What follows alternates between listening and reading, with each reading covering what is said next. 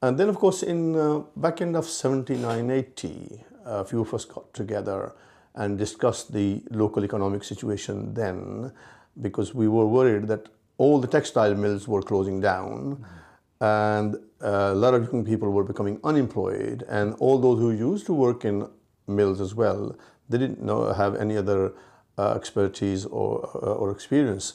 So there was a need for training.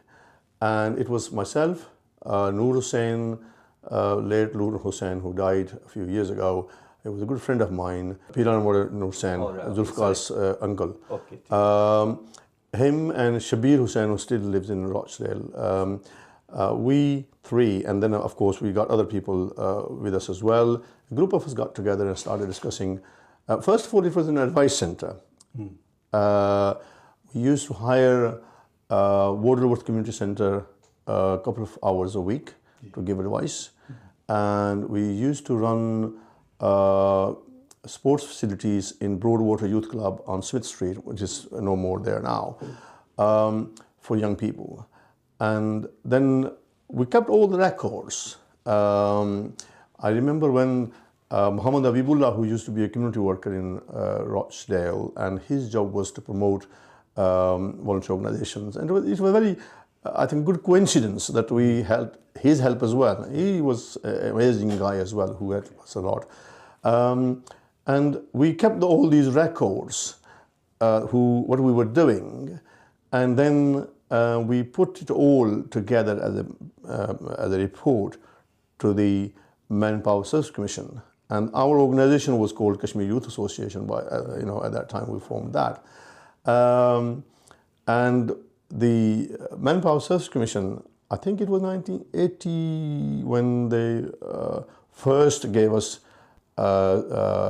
funding for 2.5 staff. So one part-time administrator clerk and 2 advisors. That's how it all started. We used to sit in Waterworth Community Center, and when in school there were summer prayer schemes and so forth, so we had to vacate that. And the council decided to give us one room in one of their area action offices they used to have in Trafalgar Street. So we were in between these two, and then at one point, I think it must have been in 1982 or 3, they decided to give us a porter cabin in Buckingham Street. But in the meantime, the Manpower Service Commission funding was only for a year, and they extended it for another year. And during that period, we had put an application in inner area funding, a central government funding, for a training center, because we had, from our work, we had the evidence to show that there was a vacuum, there was a need for retraining these people, particularly young people.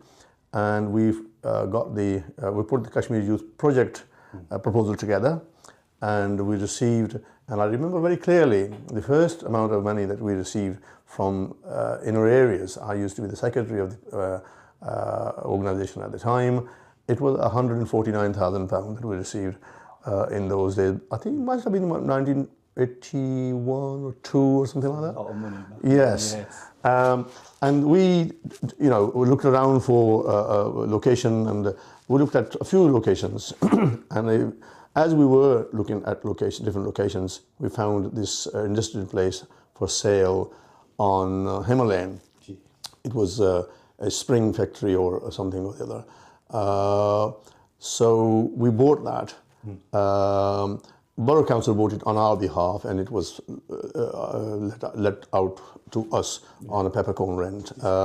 So we managed to put workshops there, training from motor mechanic, electronics, woodwork, computer, and then the sewing and embroidery and English classes and so forth. So I think there must have been about 12 or 13 training workshops.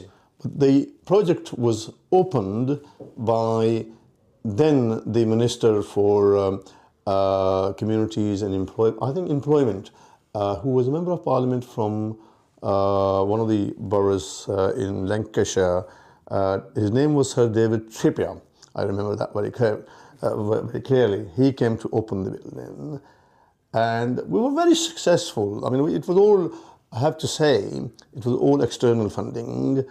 Borough Council has always been the very small contributor to it because of their own issues. We were never a big,